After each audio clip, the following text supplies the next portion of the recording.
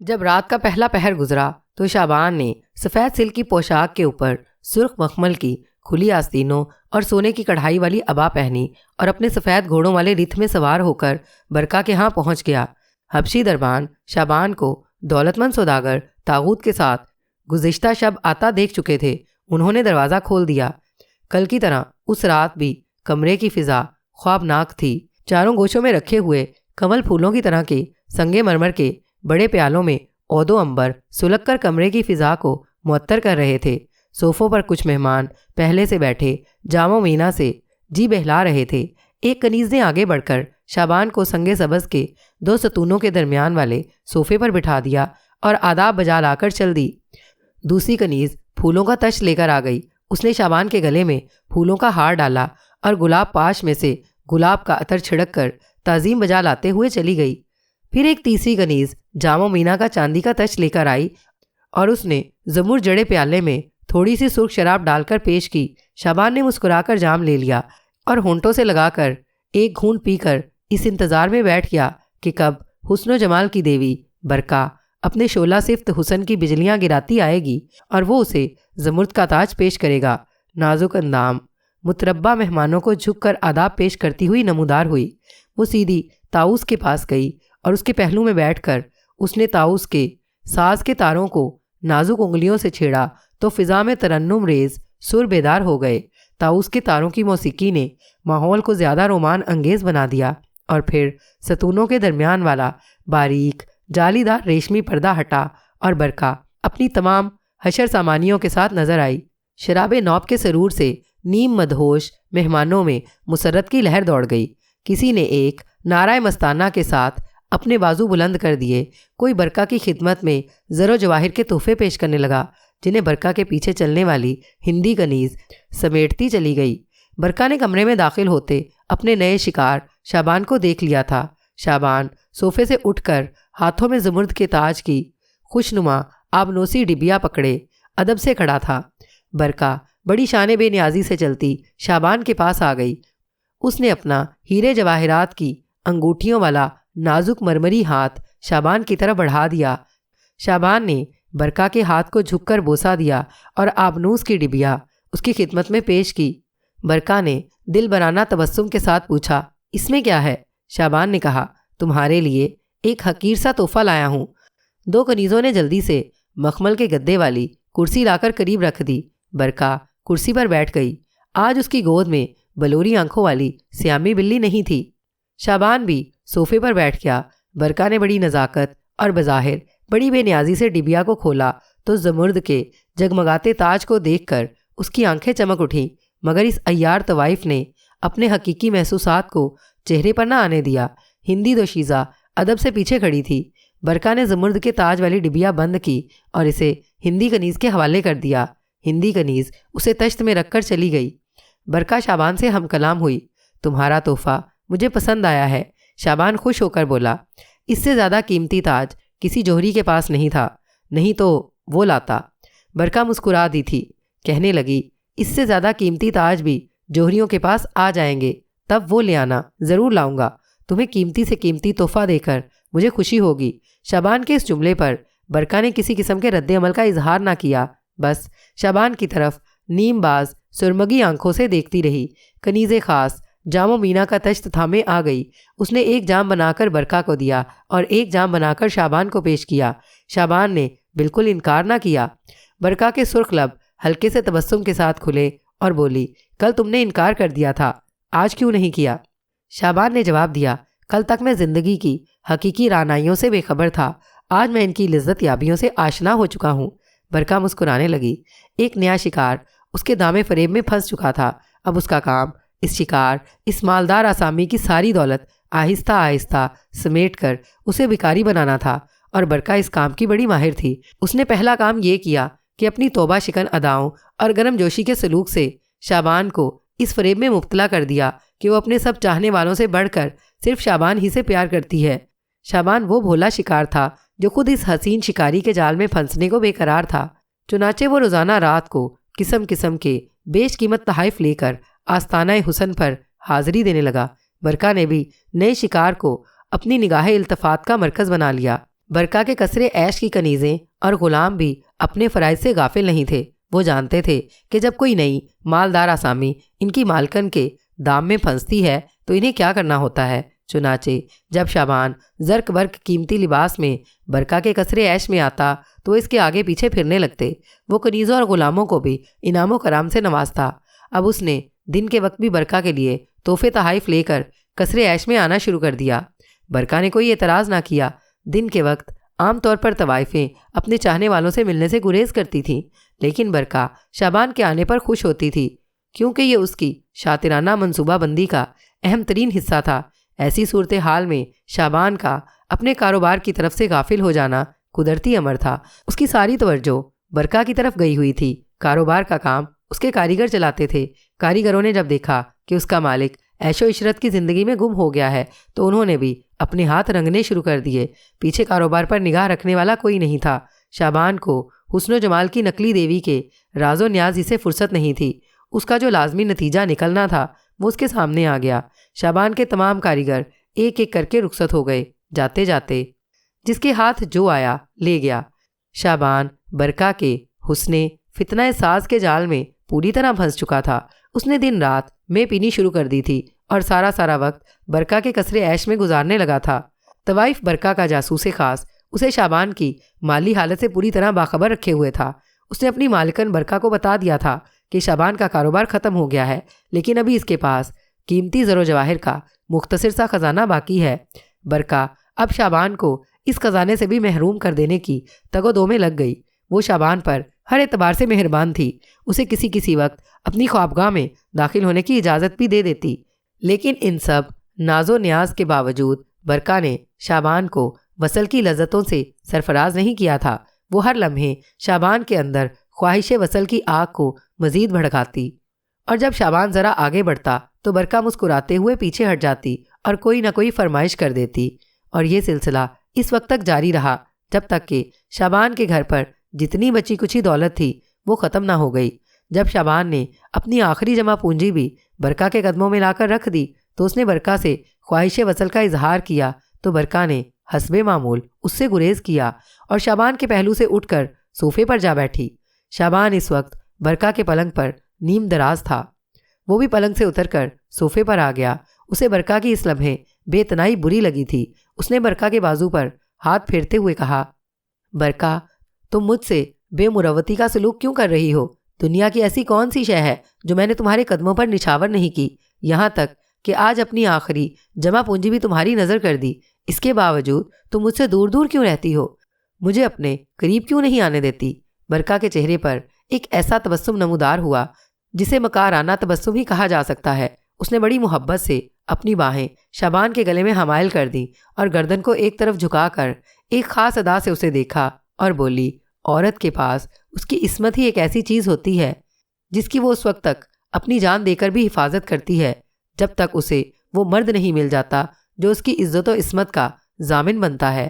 عورت کے پاس یہی اس کا سب کچھ ہوتا ہے جسے وہ اس مرد کے حوالے کرتی ہے جو اپنا سب کچھ اسے سونپتا ہے۔ شابان نے آہستہ سے برکا کا چہرہ اپنے قریب لا کر کہا، تو کیا میں نے ایسا نہیں کیا؟ کیا میں نے اپنا سب کچھ تمہارے حوالے نہیں کر دیا؟ اس پر برکا کی آنکھوں میں ایک چمک سی لہرائی۔ اس نے آہستہ سے شابان کی باہیں اپنے گلے سے الگ کرتے ہوئے کہا، تم جھوٹ بول رہے ہو، تم نے اپنا سب کچھ مجھے کہاں دیا؟ تمہارے پاس ابھی ایک اور شے ہے جو تم نے مجھ سے چھپا کر رکھی ہے۔ شابان کو قدرے حیرت ہوئی۔ اس نے پوچھا، کون سی شے ہے وہ؟ مجھے تو اس کی خبر نہیں۔ برکا پلنگ پر جا کر نیم دراز ہو گئی اور اپنے نوکیلے ناخنوں پر لگے ہوئے نیلے اور سرخ روغن کو ریشمی رومال سے چمکانے لگی۔ شابان اٹھ کر اس کے پاس آ گیا، اپنے ہاتھ سے برکا کی تھوڑی کو آہستہ سے اوپر اٹھایا اور بولا، تم نے میری بات کا جواب نہیں دیا برکا۔ کون سی شے ہے وہ جو میں نے تم سے چھپائی ہوئی ہے؟ برکا نے شابان کی طرف نگاہیں نہیں اٹھائیں۔ ناخنوں کا روغن چمکاتے ہوئے کہنے لگی، وہ شے کتاب الموت ہے۔ شابان کو سخت حیرانی ہوئی کہ برکا نے کس شے کا ذکر کر دیا ہے، کیونکہ کتاب الموت یعنی مردوں کی کتاب کا تعلق انسانوں کی دنیا اور انسانوں سے بالکل نہیں تھا۔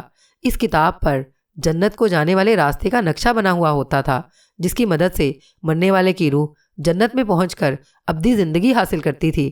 اس کتاب کو مردے کی حنوط شدہ ممی کے سینے پر تابوت کے اندر رکھ دیا جاتا تھا۔ یہ 4 صفحات پر مشتمل کتاب عہد قدیم سے ہیکل اعظم کے کاہن اعظم کے قبضے میں چلی آ رہی تھی اور صرف فرعونوں اور شاہی خاندانوں کے مردوں کے تابوتوں میں ہی اس کی نقل کی ہوئی کتاب رکھی جاتی تھی۔ پھر ایسا ہوا کہ دولت کے لالچ میں آ کر کاہن اعظم نے عمرہ اور صاحب ثروت لوگوں سے خفیہ طور پر بھاری رقوم لے کر کتاب الموت کی نقلیں اندر ہی اندر فروخت کرنی شروع کر دیں۔ ہر کوئی چاہتا تھا کہ موت کے بعد ان کے عزیزوں کی روح کتاب الموت میں درج جنت کے راستوں کے نقشے کی مدد سے جنت میں رہ کر ابدی زندگی حاصل کرے۔ عمرہ اور دولت مند لوگ اس کتاب کو کاہن اعظم کے جاسوسوں کے ذریعے بھاری رقمیں دے کر خرید لیتے اور خفیہ طور پر اپنے عزیزوں کے تابوتوں میں چھپا کر رکھ دیتے۔ شاہی جاسوسوں نے اس کی خبر فرعون مصر ہوتب کو کر دی۔ فرعون مصر یہ کیسے گوارا کر سکتا تھا کہ جس جنت میں شاہی خاندانوں کی روحیں ابدی زندگی بسر کر رہی ہوں وہاں عام لوگوں کی روحیں بھی جا کر قیام کریں۔ چنانچہ اس نے فوری طور پر خاص شاہی فرمان جاری کر کے کتاب الموت یعنی مردوں کی کتاب کو کاہن اعظم سے واپس اپنے قبضے میں لے لیا۔ جس زمانے میں روحوں کو جنت کا راستہ دکھانے والی یہ کتاب کاہن اعظم کے قبضے میں تھی اور وہ خفیہ طور پر بھاری معاوضہ لے کر اس کی نقلیں عمرائے شہر کے ہاتھوں فروخت کر رہا تھا، یہ وہ زمانہ تھا جب شعبان کا سنگ تراشی کا کاروبار اپنے عروج پر تھا اور اس کے پاس کافی دولت تھی۔ چنانچہ اس نے بھاری معاوضہ ادا کر کے کاہن اعظم کے ایک جاسوس کے ہاتھوں مردوں کی کتاب کی ایک نقل خرید لی۔ جب شعبان کا سنگ تراش باپ جالوت فوت ہوا تو شعبان پر غربت کا دورہ تھا، چنانچہ اس نے اپنے باپ کی ممی کو مردوں کی کتاب کے بغیر ہی دفن کر دیا۔ لیکن جب اس کے پاس دولت کی ریل پیل ہوئی تو اسے اپنے باپ کا خیال آیا جس نے اسے دریائے نیل کی لہروں سے اٹھا کر کس محبت اور جفا کشی سے پالا تھا، اور اس کی ممی کو شعبان نے مردوں کی کتاب کے بغیر ہی دفن کیا تھا۔ یہی سوچ کر اس نے کاہن اعظم کے جاسوس سے اس کتاب کی ایک نقل خریدی تھی۔ چنانچہ ایک رات کو شعبان رت پر سوار ہو کر قبرستان گیا، باپ کی قبر کھودی اور مردوں کی کتاب کی نقل اس کے تابوت میں رکھ کر قبر کو دوبارہ اسی طرح بند کر دیا۔ پھر اس نے باپ کی قبر سے مخاطب ہو کر کہا، بابا جان، میں نے تمہارے تابوت میں وہ کتاب رکھ دی ہے جو جنت کے راستوں میں تمہاری رہنمائی کرے گی۔ مجھے یقین ہے کہ اب تمہاری روح کو آسمانوں میں بھٹکنا نہیں پڑے گا اور وہ جنت میں ابدی زندگی بسر کرے گی۔ چنانچہ جب برکا نے شعبان کے سامنے کتاب الموت کا نام لیا تو اسے سخت حیرانی ہوئی تھی۔ اس نے برکا کی طرف تعجب کی نگاہ سے دیکھا اور پوچھا، میں تمہارا مطلب نہیں سمجھا، کتاب الموت سے تمہاری کیا مراد ہے؟ تب برکا نے اپنی نظریں شعبان پر مرکوز کر دی اور کہنے لگی، مجھے اس بات کا علم ہے کہ تم نے اپنے باپ کے تابوت میں کتاب الموت کی ایک نقل خفیہ طور پر کاہن اعظم سے خرید کر رکھ دی تھی، اور میں یہ بھی جانتی ہوں کہ اب اس کتاب کی اصل رب فرعون ہوتب کے قبضے میں ہے، اور جو اب سوائے فرعون مصر اور اس کے شاہی خاندان کی روحوں کے دوسرے کسی کے نصیب میں نہیں ہے۔ اور اس حقیقت کو ہم دونوں جانتے ہیں کہ اگر کوئی اس کتاب کو کسی ممی کے تابوت سے چرانے کی کوشش کرتا ہے تو ممی کی بد دعا کے اثر سے اسی لمحے مر جاتا ہے اور اس کا جسم گل سڑ جاتا ہے۔ میں بھی چاہتی ہوں کہ مرنے کے بعد میری روح جنت میں ابدی زندگی حاصل کرے، لیکن میں تمہارے باپ کے تابوت سے جنت کا راستہ دکھانے والی کتاب نہ تو چرا سکتی ہوں اور نہ کسی قیمت پر اسے خرید سکتی ہوں۔ اب تم سمجھ گئے ہوگے کہ میں تمہیں کیا کہنا چاہتی ہوں۔ شعبان برکا کا مطلب صاف صاف سمجھ گیا تھا۔ برکا نے سلسلہ کلام جاری رکھتے ہوئے کہا، اور یہ بات بھی تمہارے علم میں ہوگی کہ مقدس دیوتاؤں کا فرمان ہے کہ اگر کسی مرنے والی یا مرنے والے کا وہ فرد جس کو مرنے والے نے اپنے ہاتھوں پال پوس کر جوان کیا ہو، اگر اس کے تابوت میں سے کتاب الموت نکالنے کی کوشش کرتا ہے تو مرنے والے کی ممی اسے کوئی بد دعا نہیں دیتی اور وہ مرتا نہیں ہے۔ شعبان کے چہرے پر پریشانی کے آثار نمودار ہو رہے تھے۔ وہ آنکھیں کھولے عالم استعجاب میں اسے تک رہا تھا۔ برکا نے اپنی باہیں ایک ادائے دلبری کے ساتھ شعبان کے گلے میں حمائل کر دیں، اپنے ہونٹوں سے اس کا منہ چوما اور بولی، مجھے اپنے باپ کے تابوت میں سے کتاب الموت نکال کر لا دو، بس مجھے اور کچھ نہیں چاہیے۔ اس کے بعد میں اپنا آپ تمہارے سپرد کر دوں گی اور تمہیں محبت کی ان مسرتوں اور لذتوں سے ہمکنار کروں گی جہاں تک پہنچنا کسی مرد کو نصیب ہوتا ہے۔ شعبان تو پوری طرح اس فتنہ ساز عیار عورت کے دام میں جکڑا ہوا تھا۔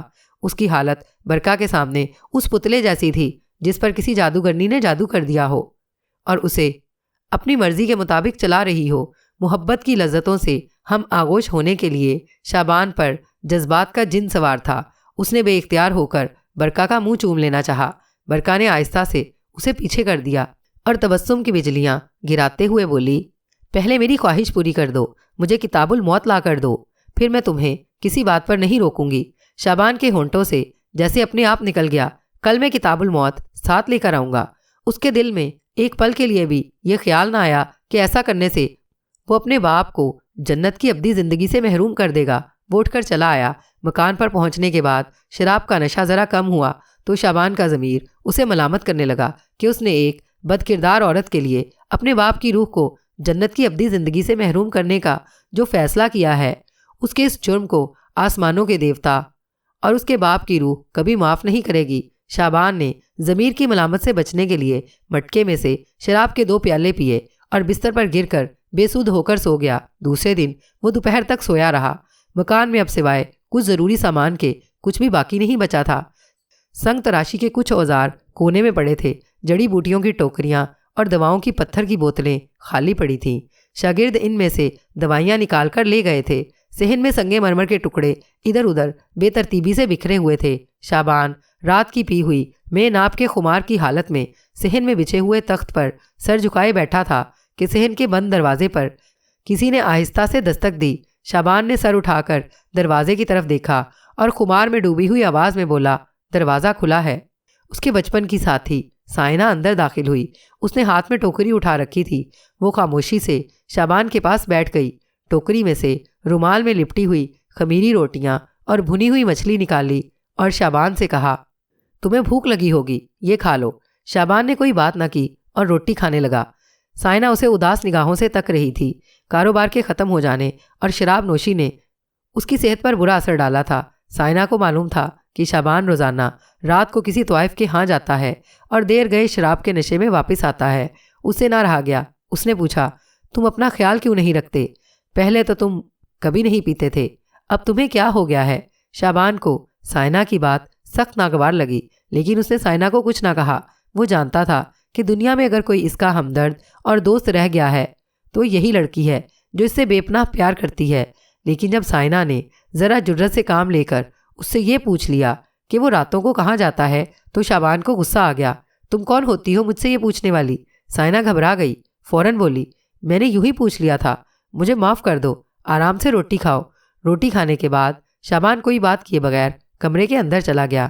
سائنہ نے رومال سمیٹ کر ٹوکری میں رکھا، ایک نظر کمرے کی طرف دیکھا جس کا دروازہ بند تھا اور خاموش قدم اٹھاتی مکان سے نکل گئی۔ کمرے کے اندر شعبان رات کو قبرستان میں جا کر اپنے باپ کی قبر کھودنے کی تیاریاں کر رہا تھا۔ اس نے ایک بیلچہ نکال کر رکھ لیا تھا، صندل کی لکڑی کی ایک چھوٹی سی صندوقچی بھی رکھ لی تھی۔ وہ بستر پر لیٹ کر سوچنے لگا کہ ممی کا تابوت کھولتے وقت کہیں اسے ممی کی بد دعا نہ لگ جائے۔ لیکن دیوتاؤں کی کتابوں میں صاف لکھا ہوا تھا کہ اگر کسی ممی کے تابوت سے مرنے والی یا مرنے والے کا کوئی حقیقی بیٹا یا بیٹی یا ایسا بیٹا یا بیٹی جس کو مرنے والے نے باپ کی طرح پال پوس کر بڑا کیا ہو، وہ مردوں کی کتاب کے اوراق نکالتا ہے تو اسے ممی بد دعائیں نہیں دے گی۔ لیکن کتاب الموت کے نکال لیے جانے کے بعد اس مردے کی روح اگر آسمانوں میں جنت کو جانے والے راستوں میں سفر کر رہی ہوگی تو وہ بھٹک جائے گی، اور اگر مرنے والے کی روح جنت میں پہنچ چکی ہوگی تو اسے جنت سے نکال دیا جائے گا۔ اس خیال سے شعبان کے ارادے کو تقویت مل رہی تھی، کیونکہ باپ کے تابوت میں سے وہ کتاب الموت کو نکالنے اور اسے برکہ کی خدمت میں پیش کرنے کا فیصلہ کر چکا تھا۔ وہ رات ہونے کا انتظار کرنے لگا۔ یہ کام وہ رات کی تاریکی میں کرنا چاہتا تھا۔ سورج دور دریائے نیل کے کھجوروں کے جھنڈ کے پیچھے غروب ہو گیا۔ شام ہو گئی، پھر شام کا اندھیرا رات کی سیاہی میں تبدیل ہو گیا۔ شعبان نے لباس تبدیل کیا، بیلچہ اور صندوقچی اپنے سیاہ گھوڑے کی زین کے ساتھ باندھی اور قبرستان کی طرف روانہ ہو گیا۔ وہ اس خیال سے اپنے رتھ پر سوار ہو کر نہیں گیا تھا کہ رتھ کے پہیوں کا کافی شور بلند ہوتا تھا۔ قدیم مصر کے نیلے آسمان پر ستارے چمک رہے تھے۔ صحرا میں گہرا سکوت طاری تھا۔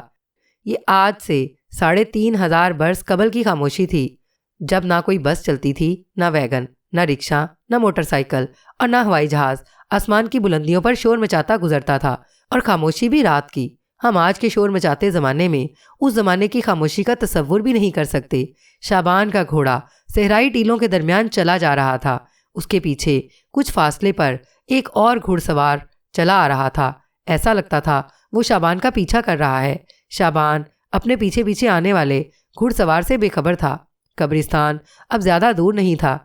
کچھ ہی فاصلے پر سنگلاخ ٹیلوں کے دامن میں واقع قبرستان کے درختوں کی قطار ستاروں کی پھیکی روشنی میں سیاہ لکیر کی مانند نظر آنے لگی۔ یہ قبرستان متوسط طبقے کے لوگوں کے لیے وقف تھا۔ نہ تو اس کی کوئی چار دیواری تھی اور نہ وہاں کوئی پہرے دار ہی ہوتا تھا، صرف ایک شکستہ دیوار ہی تھی جہاں سے قبریں شروع ہو جاتی تھیں۔ شعبان اس دیوار کے پاس پہنچ کر گھوڑے سے اتر پڑا۔ اس نے گھوڑے کی زین کے ساتھ بندھا ہوا بیلچہ اتارا، اپنے پیچھے ایک نگاہ ڈالی۔ جب اسے یقین ہو گیا کہ وہاں سوائے اس کے کوئی دوسرا نہیں ہے تو وہ قبرستان میں داخل ہو گیا۔ ایک دہشت ناک سناٹا تھا جس نے قبرستان کو اپنی لپیٹ میں لے رکھا تھا۔ شعبان اپنے باپ کی قبر پر آ گیا۔ قبر پر سنگ مرمر کا کتبہ لگا تھا جو ٹیڑھا ہو رہا تھا۔ اس پر شعبان کے باپ کا نام اور دیوتاؤں کی خوشنودی حاصل کرنے کے لیے ایک دعا لکھی تھی۔ شعبان کے سر پر عشق کا بھوت سوار تھا۔ ایک لمحے کے لیے اس کے دل میں خیال آیا کہ وہ اپنے باپ کی روح کو جنت کی ابدی زندگی سے محروم کر کے ایسا گناہ کر رہا ہے جس کو آسمان کے دیوتاؤں کا دیوتا آمون بھی معاف نہیں کرے گا۔ دوسرے لمحے برکا کی حسین صورت اس کی آنکھوں کے سامنے آ گئی۔ شعبان نے اس خیال کو اپنے ذہن سے جھٹک دیا اور بیلچے سے زمین کھودنی شروع کر دی۔ زمین ریتلی تھی اور شعبان جلدی جلدی بیلچہ چلا رہا تھا۔ قبر کھل گئی اور مردے کا تابوت نظر آنے لگا۔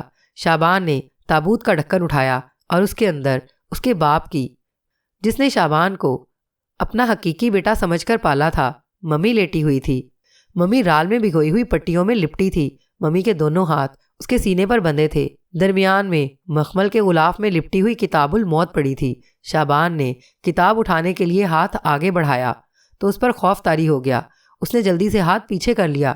اسے وہم ہونے لگا کہ اگر اس نے کتاب کو ہاتھ لگایا تو ممی کی بد دعا سے اس کا جسم ایک دم گل سڑ کر بھربھری ریت میں تبدیل ہو جائے گا۔ پھر اسے مقدس کتابوں میں لکھا ہوا دیوتاؤں کا قول یاد آ گیا کہ اگر کسی ممی کا لے پالک بیٹا اس کے دیوتاؤں میں سے روح کو جنت کا راستہ دکھانے والی کتاب الموت نکالتا ہے تو اس کو ممی بد دعا نہیں دے گی۔ شعبان نے مزید ایک لمحہ ضائع کیے بغیر ہاتھ بڑھا کر ممی کے سینے پر سے غلاف میں لپٹی ہوئی کتاب اٹھا لی اور ایک پل کے لیے وہیں ساکت ہو گیا۔ اسے کچھ نہیں ہوا تھا۔ اس کے باپ کی ممی نے اسے بد دعا نہیں دی تھی۔ شعبان نے کتاب اپنے لبادے میں رکھی اور جلدی جلدی بیلچہ چلاتے ہوئے قبر پر مٹی ڈالنی شروع کر دی۔ جب قبر بھر گئی تو اس نے بڑی احتیاط کے ساتھ قبر کو بالکل پہلے کی طرح بنایا اور واپس چل پڑا۔ وہ تیز تیز قدم اٹھاتا قبرستان سے باہر نکل آیا۔ بیلچے کو زین کے ساتھ باندھا۔ زین پر سے صندوقچی اٹھا کر اس میں کتاب الموت کو رکھا۔ صندوقچی بند کر کے دوبارہ زین کے ساتھ باندھا اور گھوڑے پر سوار ہونے لگا تو قبرستان کی تاریکی میں سے ایک سایہ نکل کر اس کے سامنے آ گیا۔ اس نے چونک کر سائے کی طرف دیکھا۔ سایہ قریب آ گیا۔ یہ سائنہ تھی۔ سائنہ نے درد مند لہجے میں کہا، شعبان، یہ تم نے کیا کیا؟ تم نے اپنے باپ کو جنت کی ابدی زندگی سے محروم کر دیا۔ شعبان نے کوئی جواب نہ دیا اور گھوڑے پر سوار ہونے لگا۔ سائنہ نے آگے بڑھ کر شعبان کا بازو تھام لیا اور بڑی عاجزی سے کہا، شعبان، تمہارے اس گناہ کو تمہارے باپ کی روح اور دیوتا کبھی معاف نہیں کریں گے۔ میں تمہیں دیوتا آمون کا واسطہ دیتی ہوں، یہ کتاب واپس تابوت میں رکھ دو۔ شعبان نے آہستہ سے سائنہ کا ہاتھ جھٹک دیا اور گھوڑے پر سوار ہو کر اسے تیز تیز چلاتا ہوا قبرستان سے نکل گیا۔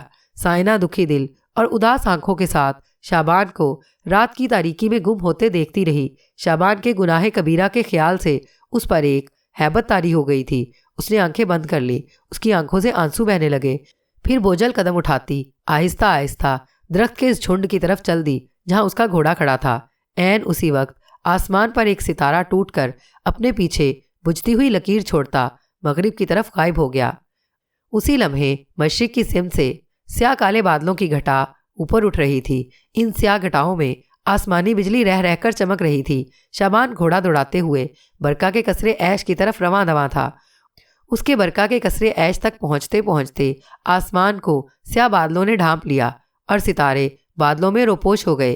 صحرا میں تاریکی چھا گئی، لیکن دور سے شعبان کو ستم کیش پیشاور طوائف برکا کے قصرے عیش کی مشعل کی روشنی ٹمٹماتی ہوئی دکھائی دے رہی تھی۔ شعبان کے گھوڑے کا رخ اسی ٹمٹماتی ہوئی روشنی کی طرف تھا۔ اس وقت کتالہ، جہاں برکا اپنی تمام تر حشر سامانیوں اور اشوا ترازیوں کے ساتھ قصرے عیش کے وسطی کمرے میں زرنگار صوفے پر نیم دراز ایک اور نو گرفتار دولت مند سوداگر زادے کو اپنے دام میں الجھا رہی تھی جو اس کے سامنے کھڑا جھک کر اسے سرخ عقیق اور مرجان زرد کا بیش قیمت ہار پیش کر رہا تھا۔ اتنے میں برکا کی کنیز خاص ہندی دوشیزہ نے آ کر برکا کے کان میں کہا، سنگ تراش طبیب، شابان آیا ہے۔ برکا کے چہرے پر فتح مندی کی چمک سی آ گئی۔ اس نے اپنی زلف گرا گیر کو جو اس کے رخساروں کو چوم رہی تھی اپنی نازک انگلی سے پیچھے ہٹاتے ہوئے ہندی دوشیزہ سے کہا، اسے میرے کمرہ خاص میں بٹھاؤ۔ ہندی دوشیزہ چھوٹے چھوٹے قدم اٹھاتی تیزی سے قصر عیش کے صدر دروازے کی طرف چلی گئی۔ نو گرفتار نوجوان سوداگر نے جو مشتاق نگاہوں سے برکا کو تک رہا تھا کہا، کیا تھیبس کی حسن کی دیوی کو میرا تحفہ پسند نہیں آیا؟ برکا نے مسکرا کر کہا، اسے میری کسی کنیز کو دے دو، وہ اسے پہن لے گی۔ وہ اٹھ کر اپنے شب خوابی کے کمرے کی طرف چل دی جس کا نام اس نے کمرہ خاص رکھا ہوا تھا۔ اس وقت برکا باریک ہلکے آسمانی ریشمی لباس میں تھی۔ گلے میں نیلم کے موتیوں کی مالا تھی جو چلتے وقت بار بار اس کے مرمری نیم اریاں سینے کو چھو رہی تھی۔ اس کی خوابگاہ صحیح معنوں میں خواب کا نقشہ پیش کر رہی تھی۔ کمل کے سفید پھولوں جیسے پیالوں میں عود و عنبر سلگ رہا تھا۔ سفید ستاروں والی نیلی چھت کے وسط میں بلوری فانوس لٹک رہا تھا جس میں زیتون کے تیل کے چراغ بڑی دھیمی روشنی دے رہے تھے۔ دیواروں پر سرخ مخمل کے پردے گرے ہوئے تھے اور پلنگ پر جالی دار ریشمی مسہری لگی ہوئی تھی جس کی لرزوں میں سرخ اور نیلے موتی پروئے ہوئے تھے۔ پلنگ کے پاس ہی شابان سنہری صوفے پر بیٹھا بے چینی سے برکا کے آنے کا انتظار کر رہا تھا۔ اس کی نگاہیں بار بار خوابگاہ کے دروازے کی طرف اٹھ رہی تھیں جس پر چینی سلک کا زمزمی پردہ گرا ہوا تھا۔ شابان نے وہ صندوقچی اپنی گود میں لے رکھی تھی جس میں کتاب الموت مخمل کے غلاف میں لپٹی ہوئی تھی۔ خوابگاہ کے دروازے کا پردہ ایک طرف کو ہٹا اور برکا نمودار ہوئی۔ شابان اٹھ کھڑا ہوا۔ برکا کی مکار نگاہوں نے شابان کے ہاتھ میں صندوقچی دیکھ لی تھی۔ وہ سمجھ گئی کہ وہ اپنے مقصد میں کامیاب ہو گئی ہے اور اس کا احمق اور عاقبت نا اندیش عاشق اپنے باپ کے تابوت سے وہ کتاب الموت چرا کر لے آیا ہے جو مرنے کے بعد برکا کے گناہوں کا کفارہ ادا کرتے ہوئے اس کی روح کو جنت میں لے جائے گی اور اسے ابدی زندگی سے ہمکنار کرے گی۔ وہ مسکراتی کمر کو توبہ شکن انداز میں آہستہ آہستہ لچکاتی اپنے گلے کی مالا کو اپنی انگلیوں پر کبھی لپیٹتی کبھی کھولتی شابان کے پاس آ گئی اور خمار آلود آواز میں بولی، تم ضرور اپنی محبوبہ کے لیے وہ تحفہ لے آئے ہوگے جس کی اس نے تمہیں فرمائش کی تھی۔ برکا نے صندوقچی کا ڈھکن اٹھا دیا اور صندوقچی کے اندر غلاف میں لپٹی ہوئی کتاب الموت نکال لی۔ خالی صندوقچی اس نے شابان کو دے دی اور کتاب الموت کو کھول کر دیکھا۔ یہ 7 صفوں کی کتاب تھی جس پر جنت کو جاتے آسمانی راستوں کا نقشہ بنا ہوا تھا اور جس کی رہنمائی میں مرنے والے کی روح جنت میں پہنچ جاتی تھی اور ابدی زندگی پاتی تھی۔ کتاب کے سرے ورق پر آمون دیوتا کی صورت منقش تھی اور کاہن اعظم کی انگوٹھی کی مہر سب تھی۔ برکا کو یقین نہیں آ رہا تھا کہ جس چیز کو وہ اپنی ساری دولت بلکہ اپنی زندگی دے کر بھی حاصل نہیں کر سکتی تھی وہ شے اسے اس کے ایک احمق عاشق نے لا کر دے دی تھی۔ برکا نے کتاب کو دوبارہ مخملی غلاف میں لپیٹا اور اسے اپنے پلنگ کے ریشمی تکیے کے نیچے رکھ دیا۔ شابان نے برکا کا ہاتھ اپنے ہاتھوں میں تھام کر کہا، میں نے تمہاری فرمائش پوری کر دی، اب تم اپنا وعدہ پورا کر دو۔ اور شابان نے برکا کے بازو کو پکڑ کر اسے اپنے سینے سے لگانے کی کوشش کی۔ برکا نے آہستہ سے اسے پیچھے کر دیا اور متبسم ہونٹوں کے ساتھ بولی، اپنا وعدہ پورا کرنے سے پہلے میں اپنے ہاتھوں سے تمہیں شراب ارغوان کا ایک جام پیش کرنا چاہتی ہوں۔ برکا ایک قدم پیچھے ہٹ گئی۔ اس نے 3 بار تالی بجائی۔ شابان کا خیال تھا کہ وہ ہندی دوشیزہ کو طلب کر رہی ہے کہ وہ جام و مینا لے کر آئے، لیکن اس کا خیال غلط نکلا۔ نازک اندام ہندی دوشیزہ کی جگہ 2 دیو پیکر ہٹے کٹے حبشی غلام اندر آ گئے۔ طوطا چشم پیشہ ور دشمن دین و ایمان برکا نے حبشی غلاموں سے کہا، اسے اٹھا کر قصر عیش سے باہر پھینک دو۔ شابان پر جیسے اچانک بجلی سی گر پڑی ہو۔ اس کی آنکھیں پھٹی کی پھٹی اور منہ کھلے کا کھلا رہ گیا۔ اس سے پہلے کہ وہ برکا کی گردن کو اپنے ہاتھوں کے شکنجے میں جکڑ لیتا، دونوں حبشی غلام آگے بڑھے۔ پلک چھپکتے میں انہوں نے شابان کو بازوؤں سے دبوچا اور گھسیٹتے ہوئے خوابگاہ سے باہر لے گئے۔ باہر برکا کے قصر عیش کے آگے گلی سنسان پڑی تھی۔ یکلخت بجلی ایک زوردار گڑگڑاہٹ کے ساتھ کڑکی اور قصر عیش کی گلی روشن ہو گئی۔ اس روشنی میں 2 حبشی غلاموں نے شابان کو لا کر گلی میں پھینک دیا اور دروازہ بند کر دیا۔ بجلی بار بار چمکنے اور کڑکنے لگی اور پھر بارش شروع ہو گئی۔ شاید آسمان بھی شعبان کے عبرتناک انجام پر آنسو بہا رہا تھا۔ شعبان گلی کی زمین پر اوندا پڑا بارش میں بھیگ رہا تھا، ایک شکست خوردہ سپاہی کی طرح جو لڑتے لڑتے جنگ ہار کر میدان جنگ میں گر پڑا ہو۔ کچھ دیر تک وہ بارش میں بھیگتا اسی طرح گلی میں اوندا پڑا رہا۔ بجلی رہ رہ کر چمک رہی تھی، بادل گرج رہے تھے۔ پھر وہ اٹھا اور آہستہ آہستہ قدم اٹھاتا اس درخت کی طرف چلا جہاں اس کا گھوڑا بندھا تھا۔ گھوڑے کو کھولا اور اس پر بیٹھ کر جس طرف سے آیا تھا اس طرف چل پڑا۔ جس وقت شعبان اپنے مکان پر پہنچا بادل اسی طرح چھائے ہوئے تھے، بجلی چمک رہی تھی اور بارش ہو رہی تھی۔ کمرے میں آ کر وہ بستر پر گر پڑا اور پھر اسے کوئی ہوش نہ رہا۔ جس وقت اس کی آنکھ کھلی کمرے کی کھڑکی میں سے دن کی روشنی اندر آ رہی تھی۔ اس کا جسم ایسے دکھ رہا تھا جیسے زخموں سے چور ہو۔ دیر تک وہ بستر پر پڑا ٹکٹکی باندھے کھڑکی کی طرف دیکھتا رہا۔ رات کے واقعات اسے ایک ڈراؤنے خواب کی طرح نظر آ رہے تھے۔ اب اسے احساس ہوا کہ اس نے باپ کو جنت کی ابدی زندگی سے محروم کر کے کتنا گھناؤنا گناہ کیا ہے۔ اس کا حلق کڑوا ہو گیا۔ اس نے اپنا چہرہ دونوں ہاتھوں میں چھپا لیا اور رو پڑا۔ اتنے میں سائنہ اس کے لیے روٹی لے کر آ گئی۔ اس نے شعبان کی حالت دیکھی تو سمجھ گئی کہ اس کے ساتھ کیا واردات ہوئی ہے۔ شعبان نے اپنا چہرہ دوسری طرف کر لیا۔ سائنہ اس کے زخموں کو کریدنا نہیں چاہتی تھی۔ وہ روٹیوں کی ٹوکری تپائی پر رکھ کر واپس چلی گئی۔ اب شعبان نے خود کو مکان کی چار دیواری میں بند کر لیا۔ وہ اپنے کمرے میں ہی پڑا رہتا۔ سائنہ اس کے لیے کھانا لے آتی، اس کے میلے کپڑے دھوتی، گھر کی صفائی وغیرہ کرتی۔ کچھ دیر کے لیے شعبان کے پاس بیٹھ کر اس سے بات کرنے کی کوشش کرتی، مگر شعبان اس سے کوئی بات نہ کرتا اور خاموش بیٹھا رہتا۔ اسی عالم میں 10-12 دن گزر گئے۔ شعبان کی حالت کچھ سنبھل گئی۔ ایک روز اس نے کپڑے بدلے اور اس خیال سے دارالحکومت کی طرف پیدل ہی چل دیا کہ بازاروں کی رونق دیکھ کر شاید اس کے دل کا بوجھ ہلکا ہو جائے۔ تھیبس کا گہرا نیلا آسمان سفید دھوپ میں روشن تھا۔ دریائے نیل پر ایک بجرا دریا کی سبک خرام لہروں کے ساتھ بہتا چلا آ رہا تھا۔ بجرے میں مصر کے کسی خوشحال گھرانے کی عورتیں اپنے بچوں کے ساتھ دریا کی سیر کر رہی تھیں۔ شعبان پل پر سے گزر کر دریا کی دوسری جانب آ گیا۔ سامنے تھیبس شہر کی فصیل اور شہر کے سفید مکان کچھ فاصلے پر دھوپ میں چمکتے دکھائی دے رہے تھے۔ کچھ دیر تک وہ شہر میں یوں ہی بے مقصد گھومتا رہا۔ اس کا جی نہیں لگ رہا تھا۔ وہ شہر سے باہر نکل آیا اور اس طرف چلنے لگا جدھر فرعون ہوتب کا احرام بن رہا تھا۔ یہ احرام مکمل ہو چکا تھا، صرف اس کی عقبی دیوار کی بڑے بڑے پتھروں سے چنائی ہو رہی تھی، مچانیں بندھی ہوئی تھیں۔ ایک طرف گارے کا مسالہ تیار ہو رہا تھا۔ مزدور اور کاریگر اپنے اپنے کام میں مصروف تھے۔ سنگ تراش پتھروں کی تراش میں لگے تھے۔ بڑے بڑے پتھروں کو چاروں طرف سے اس خوبی سے تراشا جا رہا تھا کہ لگتا تھا کسی نے انہیں چھری سے کاٹا ہو۔ کئی ٹن وزنی چوکور پتھروں کو مضبوط موٹے رسوں کی مدد سے اٹھا کر احرام کی دیوار میں رکھا جاتا اور پھر کاریگر راج اس کے پہلوؤں میں مسالہ بھرنا شروع کر دیتے۔ فرعون ہوتم کا یہ احرام بھی دوسرے احراموں کی طرح زمین سے 500 فٹ بلند تھا۔ اس مخروطی احرام کے اوپر کے حصے کی تعمیر ہو چکی تھی، صرف پشتے کی دیوار کا کام ہو رہا تھا۔ شعبان ایک طرف کھڑے ہو کر دلچسپی سے احرام کو تعمیر ہوتے دیکھ رہا تھا۔ اچانک ایک طرف سے شور بلند ہوا۔ اس شور میں گڑگڑاہٹ کی آواز کے ساتھ ہنٹروں کے پھٹکارنے کی آواز بھی تھی۔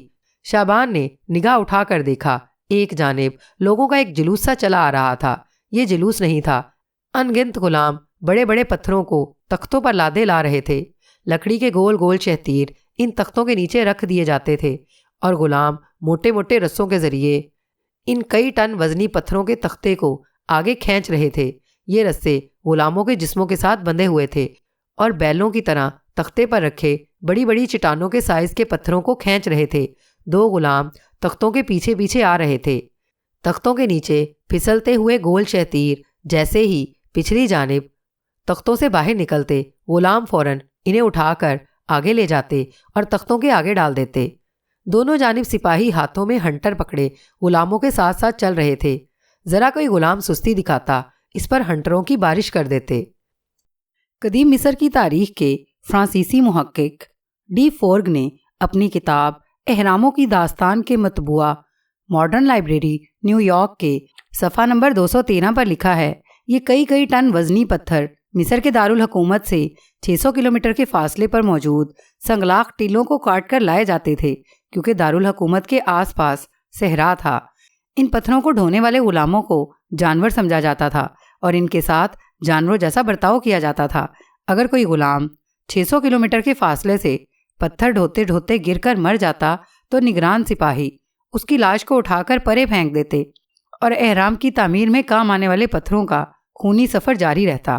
مشہور فلاسفر تاریخ دان ول ڈیوران اپنی کتاب ہمارا مشرقی ورثہ میں قدیم مصر کے باب میں لکھتا ہے کہ یہ غلام خریدے نہیں جاتے تھے۔ ایسا ہوتا تھا کہ فرعون مصر کے سپاہی بادبانی جہاز میں بیٹھ کر یا گھوڑوں پر سوار ہو کر مصر کی 9 آبادیات کے دیہات کی طرف نکل جاتے اور شہر یا دیہات میں داخل ہونے کے بعد جو صحت مند جوان آدمی سامنے نظر پڑتا اسے پکڑ لیا جاتا اور یوں احرام کی تعمیر کے واسطے ان اغوا کیے ہوئے جوانوں کو جہازوں کے ذریعے دارالحکومت لایا جاتا اور ان سے پتھر ڈھونے کا کام لیا جاتا۔ ول ڈیوران کے بیان کے مطابق ان غلاموں کا کوئی پرسان حال نہیں تھا، ان کی کوئی انسانی حیثیت یا حقوق نہیں تھے۔ انہیں دن میں صرف ایک بار پیاز اور تھوم کے ساتھ کھانے کی 2 روٹیاں دی جاتی، پینے کو قدیم مصر کی سستی بیئر ڈیورا کا ایک چھوٹا مٹکا ملتا۔ ان تمام غلاموں کا تعلق ان علاقوں سے تھا جن پر حکومت مصر نے قبضہ کر رکھا تھا۔ ان میں مصری غلام ایک بھی نہیں ہوتا تھا۔ ول ڈیوران نے ایک بڑی دلچسپ بات لکھی ہے۔ وہ لکھتا ہے کہ ایک بار مصر میں پیاز کی فصل بہت کم ہوئی۔ احراموں کے پتھر ڈھونے والے غلاموں کو جو روزانہ 4 پیاز ملتے تھے انہیں گھٹا کر 2 پیاز کر دیے گئے۔ غلاموں نے اس کے خلاف احتجاج کرتے ہوئے ہڑتال کر دی۔ کہا جاتا ہے کہ انسانی تاریخ کی پہلی ہڑتال تھی۔ ایک احرام کو مکمل ہونے میں 10 سے 12 سال کا عرصہ لگتا تھا۔ قدیم مصریوں کا عقیدہ تھا کہ انسانوں کی روح کو اس کے جسم کی ضرورت رہتی ہے، چنانچہ اہل مصر مرنے والوں کے جسموں کو حنوط کر کے اصلی حالت میں رکھنے کی کوشش کرتے تھے۔ وہ مانتے تھے کہ مرنے کے بعد روح کو بھوک لگتی ہے، پیاس لگتی ہے اور اسے نوکر چاکر کی بھی ضرورت ہوتی ہے، چنانچہ مردے کی ضروریات کا سارا سامان اس کے ساتھ ہی قبر میں دفن کیا جاتا تھا۔ یہ بات ثابت ہو چکی ہے کہ فرعون مصر کی لاش کے ساتھ اس کے چند ایک غلاموں اور لونڈیوں کو بھی اس کے ساتھ دفن کر دیا جاتا تھا۔ اس کا ثبوت یوں ملا ہے کہ جب فرانس کے ماہر آثار قدیمہ نے فرعون مصر کے پہلے احرام کی کھدائی کی تو احرام کے کشادہ تہہ خانے میں جہاں فرعون کا سونے چاندی کا رتھ، زر و جواہر سے بھرا ہوا صندوق، سونے چاندی کے روزمرہ استعمال کے برتن اور فرعون کے قیمتی پارچہ جات پڑے تھے، وہاں تہہ خانے میں انسانی ہڈیوں کے پنجر بھی ملے۔ یہ انسانی پنجر آڑے ترچھے ہو کر اس طرح فرش پر پڑے تھے کہ جیسے جب انہیں زندہ حالت میں تہہ خانے میں فرعون کی اگلی زندگی میں خدمت کے واسطے بند کر دیا گیا اور بند تہہ خانے کی آکسیجن آہستہ آہستہ ختم ہونے لگی اور ان کا دم گھٹنے لگا تو وہ بے بسی کی حالت میں زخمی پرندے کی طرح ادھر ادھر پھڑپھڑاتے رہے اور باہر نکلنے کی جدوجہد کرتے رہے، لیکن احراموں کی ہزاروں لاکھوں ٹن وزنی چٹانی دیواروں سے باہر نکلنے کا سوال ہی پیدا نہیں ہوتا تھا اور وہ تڑپ تڑپ کر دم توڑ گئے۔ یہ غلام عام طور پر مصری شہری نہیں ہوتے تھے، یہ وہ بدقسمت لوگ ہوتے تھے جنہیں احراموں کی تعمیر اور قصر شاہی میں اہل دربار، عمرہ اور کاہن اعظم کی خدمت گزاری کے لیے شاہی فوج کے سپاہی مصر کے مقبوضہ علاقوں سے بھیڑ بکریوں کی طرح پکڑ کر لے آتے تھے۔ ان کے ساتھ بھیڑ بکریوں سے بھی بدتر سلوک کیا جاتا تھا۔ اگر کوئی غلام بیمار پڑ جاتا تو اس کا علاج کرنے کی بجائے اسے اٹھا کر صحرا کی تیز دھوپ میں مرنے کے لیے چھوڑ دیا جاتا تھا۔ شعبان ٹہلتے ہوئے صدر دروازے کی طرف آ گیا جو احرام کے عقب میں تھا اور جہاں ایک چبوترے کے اوپر رکھے ہوئے ہزاروں ٹن وزنی چوکور پتھر کو رسوں اور گول شہتیروں کی مدد سے پشتے کی دیوار کے شگاف میں لگایا جا رہا تھا۔ شعبان اس بڑے چبوترے کے پاس ہی ایک طرف ہو کر کھڑا اس منظر کو بڑی دلچسپی سے دیکھ رہا تھا۔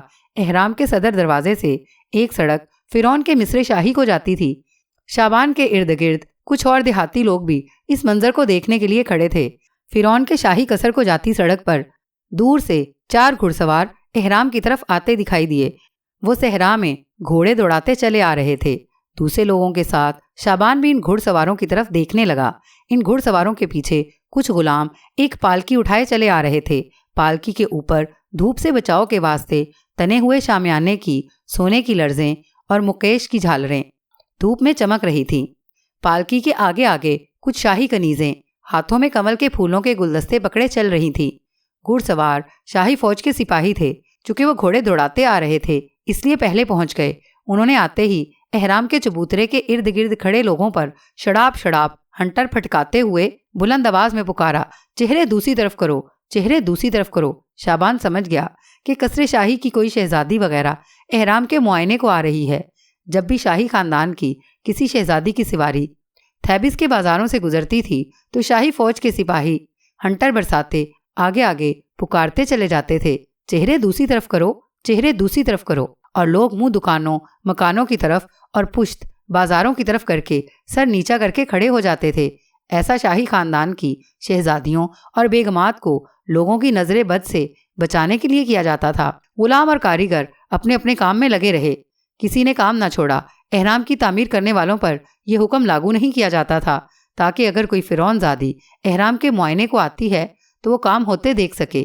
شعبان نے بھی دوسرے لوگوں کی طرح اپنا منہ سڑک سے ہٹا کر دوسری طرف کر لیا، لیکن وہ کنکھیوں سے سڑک پر آنے والی پالکی کو دیکھ رہا تھا۔ شاہی فوج کے گھڑ سوار اب احرام کی زیر تعمیر دیوار کی دونوں جانب چوکس ہو کر کھڑے ہو گئے تھے۔ شعبان نے دیکھا کہ پالکی ایک چوکور تخت کی شکل میں ہے۔ تخت پر ایک زرنگار کرسی پر ایک عورت زرق برق لباس میں ملبوس، ہیرے جواہرات کے زیورات پہنے، گردن اونچی کیے، بڑی تمکنت سے بیٹھی ہے۔ دو کنیزیں اس کے دائیں بائیں کھڑی مور کے نازک پنکھوں سے اسے ہوا دے رہی ہے۔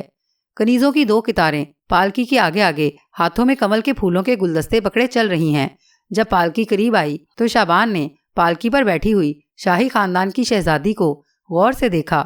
وہ نوجوان نہیں تھی، ادھیڑ عمر تھی، اور اس کے بالوں میں سفید بالوں کی لٹیں صاف نظر آ رہی تھیں۔ شعبان کے قریب کھڑے احرام کی دیوار کی طرف منہ کیے ہوئے ایک دیہاتی نے دبی زبان میں کہا، یہ رب فرعون کی بڑی شہزادی ساہتی ہے، اس نے شادی نہیں کی۔ شہزادی ساہتی کا نام سن کر شعبان پر کسی قسم کا رد عمل ظاہر نہ ہوا۔ اسے کیا معلوم تھا کہ پالک میں سوار رب فرعون ہوتب کی جو بیٹی اپنے باپ کا زیر تعمیر احرام دیکھنے آئی ہے وہ اس کی یعنی شعبان کی حقیقی ماں ہے، وہی ماں جس نے آج سے 20-22 سال پہلے اپنے لختے جگر کو رات کی تاریکی میں ایک کشتی میں ڈال کر دریائے نیل کی لہروں کے حوالے کر دیا تھا۔ حبشی غلاموں نے شہزادی ساہتی کی پالکی زمین پر رکھ دی اور ہاتھوں کو اپنے سینوں پر باندھ کر سر جھکا کر نظریں نیچی کر کے کھڑے ہو گئے۔ شہزادی ساہتی پالکی میں ہی بیٹھی رہی۔ 4 کنیزیں دوڑتی ہوئی احرام کے چبوترے پر گئیں اور چبوترے پر کمل پھولوں کی پتیاں توڑ توڑ کر بکھیرنے لگیں۔ شعبان کی پشت ان کنیزوں کی طرف تھی۔ ایک نازک اندام سانولی کنیز پھولوں کی پنکھڑیاں بکھیرتی ہوئی غلطی سے ذرا آگے چلی گئی اور اس کی ریشمی ابا اس دیو پیکر چکور چٹانی پتھر کے نیچے آ گئی جسے رسوں کی مدد سے آہستہ آہستہ احرام کے شگاف کی طرف کھسکایا جا رہا تھا۔ کنیز گر پڑی اور اپنی ابا کے ساتھ ہی وہ بھی چٹانی پتھر کی طرح کھسکنے لگی۔ اس کی چیخ نکل گئی۔ چیخ کی آواز سن کر شعبان نے پلٹ کر دیکھا کہ چبوترے پر افراتفری مچی ہوئی ہے۔ احرام کے انجینئر اور سپاہی مزدوروں کو چٹانی پتھر کو روکنے کے لیے چلا رہے ہیں۔ 10-12 آدمی دیوار کی طرف کھسکتے پتھر کے ساتھ چمٹے ہوئے ہیں اور اسے روکنے کی کوشش کر رہے ہیں۔ کنیز کی چیخیں نکل رہی تھی، اس کا پاؤں ابا میں الجھ گیا تھا اور وہ ہزاروں ٹن وزنی پتھر کی طرف کھسکتی جا رہی تھی۔ جو غلام اس پتھر کو موٹے رسوں کی مدد سے کھینچ رہے تھے وہ اس جگہ سے کافی دور تھے اور انہیں ابھی تک پتہ نہیں چلا تھا کہ پیچھے کیا حادثہ پیش آ گیا ہے۔ ایک دم سے شاہی فوج کے 2 سپاہی چھلانگ لگا کر چبوترے پر چڑھ آئے اور انہوں نے تلواروں کے وار سے موٹے رسوں کو کاٹ ڈالا۔ رسوں کے کٹتے ہی بھاری بھرکم پتھر کی چٹان وہیں رک گئی، لیکن اس دوران نازک اندام کنیز کا پاؤں زخمی ہو گیا تھا، اس میں سے خون بہہ رہا تھا اور کنیز پر غشی کی حالت طاری تھی۔ شعبان نے یہ منظر دیکھا تو چبوترے کی طرف دوڑا۔ سپاہیوں نے اسے روکا تو اس نے کہا، میں طبیب ہوں، زخمی کنیز کی مدد کرنے جا رہا ہوں۔ سپاہی اسے اپنی نگرانی میں چبوترے پر لے گئے۔ کنیز سخت گھبرائی ہوئی تھی، چہرے پر موت کی زردی چھا رہی تھی، زخمی پاؤں میں سے خون کی دھاریں بہہ رہی تھیں۔ شعبان نے ایک لمحہ ضائع کیے بغیر کنیز کی ابا میں سے ایک چوڑی پٹی پھاڑ کر اسے 2 پٹیوں میں تقسیم کیا۔ ایک پٹی کنیز کی ٹانگ پر گھٹنوں کے نیچے کس کر باندھ دی تاکہ خون بہنے سے رک جائے اور دوسری پٹی اس کے پاؤں کے زخم پر باندھ دی۔ شعبان نے سپاہیوں سے کہا کہ اس کا خون بہت زیادہ بہہ چکا ہے، اگر فوری طور پر اس کا علاج نہ کیا گیا تو اس کے دل کے بند ہو جانے کا خطرہ ہے۔ اس دوران کنیز بیچاری بے ہوش ہو چکی تھی۔ شاہی فوج کے سپاہی نے کہا، طبیب ہو، اس کا فوراً علاج کرو۔ شعبان بولا، اسے اٹھا کر میرے مطب میں لے چلو، وہیں اس کا علاج ہو سکے گا۔ سپاہی بولا، یہ رب فرعون کی بیٹی شہزادی ساہتی کی کنیز ہے، شہزادی صاحبہ سے اجازت کے بغیر ہم اسے نہیں لے جا سکتے۔ ادھیڑ عمر شہزادی ساہتی کچھ فاصلے پر پالکی میں بیٹھی یہ سارا منظر دیکھ رہی تھی۔ ایک کنیز دوڑتی ہوئی شاہی پالکی کے پاس آئی۔ شہزادی نے پوچھا، کیا ماجرا ہے؟ لوگ کیوں شور مچا رہے ہیں؟ کنیز نے کہا، شہزادی صاحبہ، کنیز لائکا زخمی ہو گئی ہے، وہ بے ہوش ہے۔ اتنے میں شاہی فوج کے حفاظتی دستے کا سپاہی بھی شہزادی کی خدمت میں حاضر ہو گیا اور اس نے شہزادی کو سارا واقعہ سنایا اور کہا، شہزادی معظمہ، اتفاق سے جائے حادثہ پر ایک طبیب موجود تھا۔ کنیز کا بہت زیادہ خون بہہ گیا ہے، طبیب اسے اپنے مطب میں لے جا کر اس کا علاج کرنا چاہتا ہے۔ شہزادی ساہتی نے کہا، اس طبیب کو میرے سامنے پیش کرو۔ سپاہی جھک کر تعظیم پیش کرتا اسی لمحے واپس گیا اور شابان کو اپنے ساتھ لے کر شہزادی کی خدمت میں پیش کر دیا۔ ادھیڑ عمر شہزادی ساہتی نے نگاہیں اٹھا کر شابان کی طرف دیکھا۔ نومولود بچے کو دریائے نیل کی لہروں کے سپرد کر دینے کے 22-23 سال بعد ماں بیٹے کی یہ پہلی ملاقات تھی۔ دونوں میں سے کسی نے ایک دوسرے کو نہ پہچانا۔ ادھیڑ عمر شہزادی ساہتی نے شابان کو دیکھتے ہی اپنے دل میں خفیف سی لرزش محسوس کی، لیکن اس نے کوئی خیال نہ کیا۔ اس نے شابان سے پوچھا، تمہارا نام کیا ہے؟ شابان۔ شابان نے ادب سے کہا۔ شہزادی بڑی گہری نظروں سے شابان کو دیکھ رہی تھی۔ شابان کے چہرے پر ایک پروقار سنجیدگی تھی۔ کیا کرتے ہو؟ شہزادی نے پوچھا۔ میں پیدائشی طور پر سنگ تراش ہوں شہزادی صاحبہ، لیکن جڑی بوٹیوں سے علاج بھی کرتا ہوں۔ اس کنیز کا اگر فوری طور پر علاج نہ کیا گیا تو اس کی جان کو خطرہ ہے۔ شابان کے چہرے سے خاندانی شرافت ٹپکتی تھی، جس نے شہزادی ساہتی کو متاثر کیا تھا۔ اس کے پہلو میں ایک ادھیڑ عمر خادمہ کھڑی تھی۔ اس نے خادمہ کی طرف متوجہ ہو کر کہا، تم لائکا کے ساتھ جاؤ گی؟ لائکا زخمی کنیز کا نام تھا جو ابھی تک بے ہوشی کی حالت میں تھی۔ شاہی اہلکاروں نے اسی وقت کنیز لائکا کو بوڑھی خادمہ کے ساتھ شابان کے مکان پر پہنچا دیا۔ شاہی اہلکاروں کو شابان کے مکان پر آتے دیکھ کر کوزاگر کی بیٹی جو شابان سے پیار کرتی تھی وہ بھی آ گئی۔ شابان نے بے ہوش کنیز لائکا کو تخت پر لٹا دیا اور سائنا سے پانی کا تسلا اور پٹیاں لانے کو کہا۔ اس نے سب سے پہلے بے ہوش کنیز کے زخم کو صاف کر کے اس پر دوائی لگائی اور پٹی باندھ دی۔ پھر 2-3 دواؤں کا محلول بنا کر کنیز کے منہ میں قطرہ قطرہ ڈالا اور اسے ایک خاص بوٹی کا سفوف سنگھایا۔ تھوڑی ہی دیر بعد کنیز لائکا ہوش میں آ گئی، لیکن خون زیادہ بہہ جانے سے کنیز کو بے حد کمزوری ہو گئی تھی۔ شابان نے بوڑھی شاہی خادمہ سے کہا کہ لائکا کو کم از کم 3 دن تک وہیں رہنا ہوگا۔ بوڑھی خادمہ بولی، ٹھیک ہے، میں اس کے ساتھ ہی رہوں گی۔ شابان نے باقاعدہ کنیز لائکا کا علاج شروع کر دیا۔ سائنا اس کی برابر مدد کرتی رہتی۔ روزانہ اس کے پاؤں کی پٹی بدلی جاتی۔ دن میں 3 مرتبہ اسے مختلف دوائیاں پلائی جاتی۔ کنیز لائکا چوتھے روز صحت مند ہو گئی۔ جب وہ بوڑھی خادمہ کے ساتھ شاہی محل کو واپس جانے لگی تو اس نے شابان کا ہاتھ اپنے ہاتھ میں لے کر اس کا شکریہ ادا کیا اور کہا، اگر تم عین وقت پر میرا علاج نہ کرتے تو پتہ نہیں میرا کیا حال ہوتا۔ میں تمہارا احسان ساری زندگی یاد رکھوں گی۔ شابان نے جواب دیا، اس میں احسان کی کون سی بات ہے؟ یہ تو میرا فرض تھا جو میں نے پورا کیا۔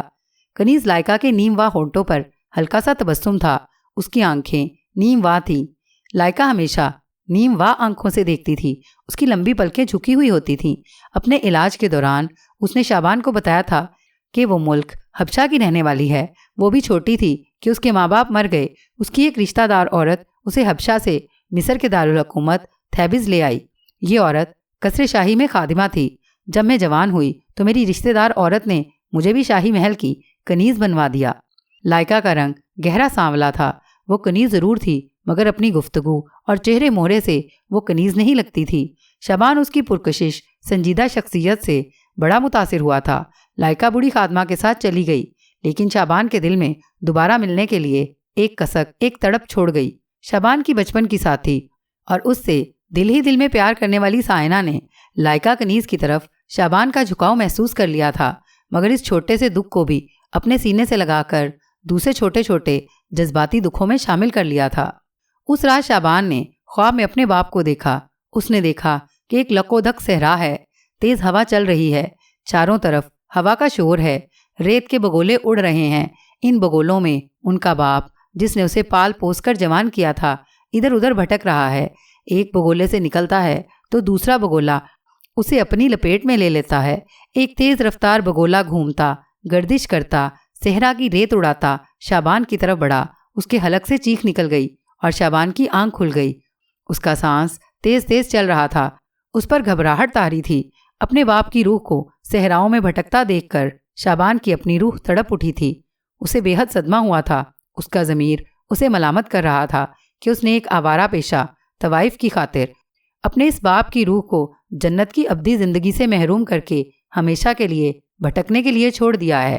جس باپ نے اسے دریا کی غضبناک موجوں سے نکال کر اپنے بیٹے کی طرح پروان چڑھایا تھا، وہ پریشانی کی حالت میں اپنے کمرے میں ہی بند رہا۔ سائنہ اس کے لیے ناشتہ لے کر آئی تو اس نے اس کی طرف دیکھے بغیر کہا، مجھے بھوک نہیں ہے۔ سائنہ اس کے پاس بیٹھ گئی۔ کیا بات ہے؟ کچھ نہیں، تم ناشتہ واپس لے جاؤ، مجھے میرے حال پر چھوڑ دو۔ لیکن سائنہ وہ عورت نہیں تھی جو اس کو اس کے حال پر چھوڑ دیتی، وہ اس کی خاطر اپنی جان بھی قربان کر سکتی تھی۔ افسوس کہ اس کا شابان کو احساس نہیں تھا، لیکن سائنہ محبت کے اس مقام پر تھی جہاں نہ ستائش کی تمنا ہوتی ہے نہ صلے کی پرواہ ہوتی ہے، جہاں محبت صرف محبت کی خاطر کی جاتی ہے، چاہے دوسرا محبت کرے یا نہ کرے، چاہے دوسرا اس کی محبت کا جواب نفرت سے ہی کیوں نہ دے۔ سائنہ نے کہا، جب تک مجھے اپنی پریشانی نہیں بتاؤ گے میں یہاں سے نہیں جاؤں گی۔ شابان اگرچہ سائنہ سے ایسی محبت نہیں کرتا تھا جس کا محبوب کے سامنے اظہار کیا جاتا ہے اور جس کی ایک تڑپ ہر لمحہ دل میں ضرور رہتی ہے، لیکن اسے اتنا احساس ضرور تھا کہ اس کا اگر کوئی ہمدرد ہے تو وہ سائنہ ہی ہے۔ چنانچہ جب سائنہ نے اسے مجبور کیا تو اس نے کہا، رات میں نے اپنے باپ کو خواب میں دیکھا ہے۔ پھر اس نے سائنہ کو سارا خواب سنا دیا۔ سائنہ خاموش بیٹھی سنتی رہی۔ جب شابان اپنا خواب سنا چکا تو وہ بولی، تم نے ایک بڑا گناہ کیا ہے جس کی سزا تمہارے باپ کی روح بھگت رہی ہے۔ میں نے تمہیں منع بھی کیا تھا کہ اپنے باپ کے تابوت میں سے جنت کا راستہ دکھانے والی کتاب مت نکالو، مگر تم نے میری بات نہیں مانی۔ شابان نے جھنجھلا کر کہا، ان باتوں کو چھوڑو، یہ بتاؤ مجھے کیا کرنا چاہیے کہ میرے گناہ کا ازالہ ہو سکے اور میرے باپ کی روح کو جنت کی ابدی زندگی پھر سے مل جائے۔ سائنہ بولی، اس سوال کا جواب تمہیں دیوتا اسیرس کے موبد کا کاہن ہی دے سکے گا۔ دیوتا اسیرس جنت کی طرف جانے والے آسمانی راستوں کا دیوتا ہے۔ اس کے موبد کا کاہن دیوتا اسیرس کا رازدان ہے، صرف وہی اس بارے میں تمہاری رہنمائی کر سکتا ہے۔ تم آج ہی اس سے ملو۔ دیوتا اسیرس کے موبد میں شام کے وقت پوجا پاٹ شروع ہو جاتی تھی۔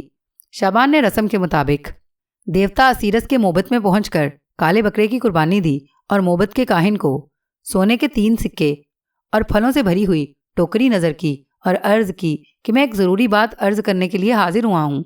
منہ سر منڈے بھاری چمکیلے جسم والے کاہن نے بے نیازی سے جواب دیا، رات کو میرے حجرے میں آ جانا اور مشورہ لینے کی نظر لانا مت بھولنا۔ سائنہ نے اسے ساری باتیں پہلے سے بتا دی تھیں۔ شابان موبد میں ہی بیٹھا رہا۔ جب رات گہری ہو گئی اور لوگ پوجا پاٹ سے فارغ ہو کر چلے گئے اور موبد میں صرف دیوتا اسیرس کے بڑے بت کے آگے اس کی تعریف کے گیت گانے والی دیوداسیاں ہی رہ گئیں تو شابان کاہن کے حجرے میں پہنچ گیا۔ اس وقت کاہن آرام دہ تخت پر نیم دراز تھا اور ایک دیوداسی اس کا بدن دبا رہی تھی۔ شابان نے بڑے ادب سے کاہن کے آگے سونے کے مزید 3 سکوں کی نظر پیش کی اور سر جھکا کر خاموش بیٹھ گیا۔ کاہن نے سونے کے سکے قریب ہی پڑی سیاہ آبنوس کی صندوقچی میں ڈالے اور دیوداسی کو چلے جانے کا اشارہ کیا۔ جب دیوداسی جھک کر تعظیم کرتی چلی گئی تو کاہن نے شابان سے پوچھا، بتاؤ کیا کہنا چاہتے ہو؟ شابان نے کاہن کو اپنا رات کا سارا خواب بیان کر دیا اور یہ بھی بتا دیا کہ اس نے اپنے باپ کے تابوت میں سے کتاب الموت نکال کر ایک طوائف کو دے دی تھی جو بے وفا نکلی اور اسے دغا دے گئی۔ کاہن ساری بات بڑے غور سے سنتا رہا۔ جب شابان ساری بات بیان کر چکا تو کاہن جیسے گہری سوچ میں ڈوب گیا۔ پھر اس نے سر اٹھا کر شابان کی طرف دیکھا اور بولا، تم نے ایک ایسا گناہ کیا ہے جس کا ازالہ ممکن نہیں ہے۔ اس گناہ کے کفارے کے لیے اگر تم اپنی جان کی بھی قربانی دے دو تو کچھ نہیں ہوگا، تمہارے باپ کی روح کو جنت کی ابدی زندگی نہیں مل سکے گی۔ شابان پریشان ہو گیا، کہنے لگا، کاہن اعظم، آپ دیوتا اسیرس کے خاص دوست ہیں، اس کے رازدان ہیں۔ دیوتا اسیرس جو راز آپ کو بتاتا ہے وہ کسی دوسرے کو نہیں بتاتا، اور دیوتا اسیرس جنت کے راستوں کے دیوتا ہیں۔ اگر آپ دیوتا سے میری سفارش کر دیں تو میرے باپ کی روح کو بھٹکتے رہنے سے بچا کر جنت میں پہنچا سکتے ہیں۔ آپ جو کہیں گے میں آپ کی خدمت میں پیش کر دوں گا۔ موٹا کاہن اپنی تعریف سن کر خوش ہو گیا، کہنے لگا، میں آج رات دیوتا اسیرس کی خدمت میں پیش ہو کر تمہاری عرض داشت پیش کروں گا اور تمہاری سفارش بھی کروں گا۔ تم کل اسی وقت میرے حجرے میں آ جانا، دیوتا نے جو کہا ہوگا وہ میں تمہیں بتا دوں گا، اور ہاں، آتے ہوئے دیوتا کی خدمت میں پیش کرنے کا نذرانہ سونے کے 6 سکے لانا مت بھولنا۔ شعبان بولا، میں دیوتا اسیرس کا نذرانہ لے کر حاضر ہو جاؤں گا۔ شعبان کے دل میں امید پیدا ہو گئی تھی کہ وہ اپنے باپ کی روح کو جنت کی زندگی کا ابدی سکون دینے میں ضرور کامیاب ہو جائے گا۔ وہ قدیم مصر کے اس معاشرے کا ایک فرد تھا جن کا عقیدہ تھا کہ دیوتاؤں کا درجہ نعوذ باللہ خدا کا ہوتا ہے، اور دیوتاؤں کے موبدوں کے کاہن دیوتا کی طرف سے فرستادہ سفیر اور ان کے خاص دوست ہوتے ہیں۔ اگر کاہن کوئی سفارش کر دے تو دیوتا اسے نہیں ٹالتے اور سائل کا کام ضرور ہو جاتا ہے۔ شعبان بھی اسی توہم پرست قدیم مصری معاشرے کا ایک فرد تھا، وہ بھی اسی عقیدے کا قائل تھا۔ چنانچہ جب کاہن نے دیوتا اسیرس کے آگے اس کی سفارش کرنے کا وعدہ کر لیا تو اسے یقین ہو گیا کہ وہ اپنے گناہ کا کفارہ ادا کرنے میں کامیاب ہو جائے گا اور اس کے باپ کی روح کو جنت میں ابدی زندگی کا سکون مل جائے گا۔ گھر آ کر وہ سو گیا۔ دوسرے روز سائنا ناشتہ لے کر آئی تو شعبان نے اسے رات کاہن سے اپنی ملاقات کی ساری تفصیل بیان کر دی۔ سائنا بڑی خوش ہوئی، کہنے لگی، میں نے تمہیں بالکل صحیح مشورہ دیا تھا، اب تم فکر نہ کرو، دیوتا اسیرس موبد کے کاہن کو وہ طریقہ ضرور بتا دیں گے جس پر عمل کرنے سے تمہارے ضمیر کا بوجھ بھی ہلکا ہو جائے گا اور تمہارے باپ کی روح کو بھی سکون نصیب ہو سکے گا۔ شعبان کہنے لگا، موبد کے کاہن نے دیوتا کو پیش کرنے کے واسطے نذرانے کے لیے سونے کے مزید 6 سکے مانگے ہیں۔ میری جو حالت ہے وہ تم سے چھپی ہوئی نہیں ہے۔ میں نے اپنے پاس جو جمع پونجی بچا کر رکھی تھی وہ سونے کے چند ایک سکے تھے، جن میں سے 6 سکے میں پہلے ہی کاہن کو دیوتا کے موبد کی نظر کر چکا ہوں۔ اب میرے پاس صرف 3 سکے باقی رہ گئے ہیں، اس کے سوا میرے پاس کچھ نہیں ہے۔ سمجھ میں نہیں آتا کہ باقی کے 3 سکے میں کہاں سے لاؤں۔ سوچتا ہوں میرا باپ جو میرے پاس اپنا قیمتی ورثہ سنگ تراشی کے اوزاروں کی شکل میں چھوڑ گیا ہے، اسے بیچ ڈالوں، اس کی رقم سونے کے 3 سکے تو ضرور مل جائے گی۔ سائنا کو شعبان کی یہ بات سخت ناگوار گزری، کہنے لگی، یہ اوزار اس سے کہیں زیادہ قیمتی ہیں، اور پھر کیا تمہیں معلوم نہیں اپنے مرے ہوئے باپ کے کپڑے اور اس کی استعمال کی ہوئی چیزوں کو فروخت کرنا دیوتاؤں کی توہین کے برابر ہوتا ہے؟ تو پھر میں کیا کروں؟ شعبان بولا، یہ بھی تو میں اپنے باپ کی روح کے سکون کی خاطر ہی کر رہا ہوں۔ سائنا نے کہا، میں نے کچھ رقم بچا کر رکھی ہوئی ہے، میں اس میں سے 3 سکے لائے دیتی ہوں، تم ناشتہ کرو، میں ابھی لے کر آتی ہوں۔ سائنا اسی وقت اٹھ کر چلی گئی۔ تھوڑی دیر بعد واپس آئی تو اس کے ہاتھ میں چھوٹی سی تھیلی تھی۔ اس نے تھیلی میں سے سونے کے 5 سکے نکال کر شعبان کے آگے رکھ دیے۔ ان میں سے 3 سکے موبد کے کاہن کو دے دینا، باقی اپنے پاس رکھ لینا، ہو سکتا ہے ان کی ضرورت پڑ جائے۔ سائنا کی اس احسار اور بے غرض مروت اور محبت کو دیکھ کر شعبان کی آنکھوں میں آنسو آ گئے۔ اس نے سائنا کا ہاتھ تھام کر کہا، سائنا، میں تمہارا یہ احسان زندگی بھر نہیں بھلا سکوں گا۔ سائنا کے دل کو چوٹ سی لگی۔ شعبان اب بھی اس کے دل کو نہیں سمجھ سکا تھا۔ وہ بچپن سے اسے محبت کرتی آئی تھی، لیکن وہ ابھی تک اس سے بے خبر تھا۔ اس نے اپنا ہاتھ آہستہ سے کھینچ لیا اور کہا، میں نے کوئی احسان نہیں کیا، اور پھر ناشتے کے خالی برتن ٹوکری میں ڈال کر اٹھی اور چلی گئی۔ شعبان نے سونے کے سکے سنبھال کر رکھ لیے۔ جب سورج غروب ہو گیا اور مصر کے قدیم دارالحکومت تھیبس کی فصیلیں شہر کی برجیوں میں مشعلیں روشن ہو گئیں تو وہ اٹھ کر دیوتا اسیرس کے موبد کی طرف چل پڑا۔ دیوتا اسیرس کے موبد میں شام کی پوجا شروع تھی۔ موبد کے صدر دروازے پر دونوں جانب بڑی بڑی مشعلیں روشن تھیں۔ عورتیں، مرد اپنے بچوں کے لیے دیوتا اسیرس کی پوجا کرنے چلے آتے تھے۔ عورتوں اور مردوں کے ہاتھ میں پھولوں کی چنگیریں اور مٹی کے فانوس تھے جن کے اندر زیتون کے دیے جل رہے تھے۔ بچوں نے اپنے ننھے منھے ہاتھوں میں لمبی ڈنڈلوں والے کمل پھول پکڑے ہوئے تھے۔ موبد میں عود و عنبر کے بخورات کی خوشبوئیں پھیلی ہوئی تھیں۔ نفیریوں اور جھانجروں کی آوازوں کے ساتھ حبشہ، صومالیہ اور خرطوم کی نازک بدن دیوداسیوں کے رب اسیرس کے گیت گانے کی دھیمی آوازیں آ رہی تھیں۔ شعبان نے موبد میں جا کر دیوتا اسیرس کے بہت بڑے بت کے آگے سر جھکا کر پھولوں اور پھلوں کی ٹوکری کا نذرانہ پیش کیا، اور وہیں پجاریوں میں ایک طرف ہو کر بیٹھ گیا اور ہاتھ باندھ کر دوسرے لوگوں کے ساتھ وہ بھی دیوتا کی تعریف میں گائے جانے والے بھجن میں شریک ہو گیا۔ موبد کا کاہن ہاتھ میں بخورات کا نقرئی پیالہ پکڑے دیوتا کے بت کے آگے دائرے کی شکل میں پھرا رہا تھا، اور ساتھ ساتھ قدیم زمانے کی زبان میں کچھ پڑھتا بھی جاتا تھا۔ اس کے ایک ہاتھ میں چاندی کا عصا تھا، موٹی گردن میں رنگ برنگے موتیوں اور مونگوں کی مالائیں چمک رہی تھیں۔ پوجا کی رسومات آدھی رات کو جا کر ختم ہوئیں اور پجاری ایک ایک کر کے رخصت ہونے لگے۔ جب سب لوگ چلے گئے اور شعبان اور کاہن موبد پوجا کے کمرے میں اکیلے رہ گئے تو کاہن نے شعبان کو اپنے پیچھے آنے کا اشارہ کیا۔ شعبان اٹھ کر کاہن کے پیچھے پیچھے چل پڑا۔ کاہن اپنے حجرے میں آ کر تخت پر بیٹھ گیا۔ شعبان ایک ہاتھ سینے پر رکھے ادب سے کھڑا رہا۔ کاہن نے اسے بیٹھنے کا اشارہ کیا۔ وہ تخت کے قریب ہی فرش پر بچھے ہوئے پرانے قالین پر بیٹھ گیا۔ کاہن نے سراہی میں سے کوئی مشروب سبز پتھر کے پیالے میں انڈیلا، اس کے 2-3 گھونٹ پیے اور اپنی لال لال آنکھوں سے شعبان کو گھور کر دیکھا۔ شعبان پر ایک دم مایوسی چھا گئی۔ وہ سمجھ گیا کہ دیوتا اسیرس نے اس کی مدد کرنے سے انکار کر دیا ہے۔ کاہن کچھ دیر اسے گھور کر تکتا رہا۔ زمرد کا پیالہ اس کے ہاتھ میں ہی تھا۔ پھر اس نے پیالہ سراہی کے پاس رکھ دیا اور نرم تکیوں کا سہارا لیتے ہوئے بولا، میری نظر لائے ہو؟ شعبان نے جلدی سے سونے کے 6 سکے تھیلی میں سے نکال کر کاہن کے آگے رکھ دیے اور ہاتھ سینے پر باندھ کر بیٹھا رہا۔ کاہن نے سکے اٹھا کر صندوقچی میں ڈال دیے اور بولا، تم نے دیوتا اسیرس کی جنت کا راستہ دکھانے والی مقدس کتاب کو اپنے باپ کے تابوت سے چرا کر اور اسے ایک طوائف کے حوالے کر کے دیوتاؤں کے خلاف جو گناہ کبیرہ کیا ہے اور مقدس کتاب کی جو بے حرمتی کی ہے، دیوتا اسیرس کے علاوہ کوئی بھی دیوتا اسے معاف نہیں کر سکتا۔ رات میں نے دیوتا اسیرس کا مراقبہ کیا اور تمہاری سفارش کی۔ دیوتا اسیرس نے تمہارے اس مذموم فعل پر سخت برہمی کا اظہار کیا اور صاف لفظوں میں کہا کہ اس کا گناہ ناقابل معافی ہے۔ کاہن خاموش ہو گیا۔ حجرے میں سناٹا چھا گیا۔ دیوتا اسیرس کے جواب پر شعبان کا دل بجھ گیا۔ اس کے چہرے پر مردنی سی چھا گئی۔ لیکن کاہن نے کہا۔ کاہن کے اس لفظ پر شعبان نے چہرہ اٹھا کر پر امید نگاہوں سے کاہن کی طرف دیکھا۔ کاہن نے سلسلہ کلام جاری رکھتے ہوئے کہا، لیکن جب میں نے دیوتا اسیرس کو عرض کی کہ شعبان اپنے کیے پر سخت پچھتا رہا ہے، وہ اپنے گناہ پر نادم ہے اور اس کا کفارہ ادا کرنا چاہتا ہے، تو دیوتا اسیرس نے کہا، اس نے جو گناہ عظیم کیا ہے اس کا نہ تو کوئی کفارہ ہے اور نہ اسے معاف ہی کیا جا سکتا ہے۔